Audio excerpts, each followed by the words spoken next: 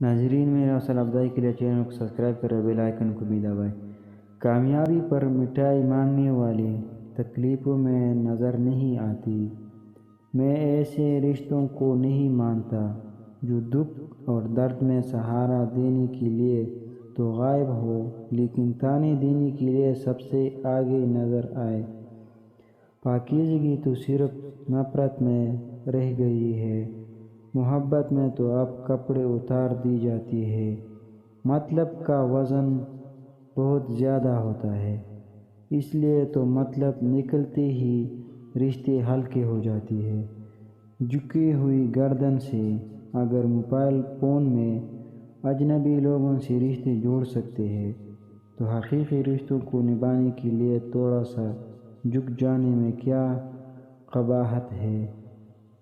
جو مصیبت اللہ سے دور کر دے وہ سزا، اور جو اللہ کے قریب کر دے تو وہ آزمائش ہے۔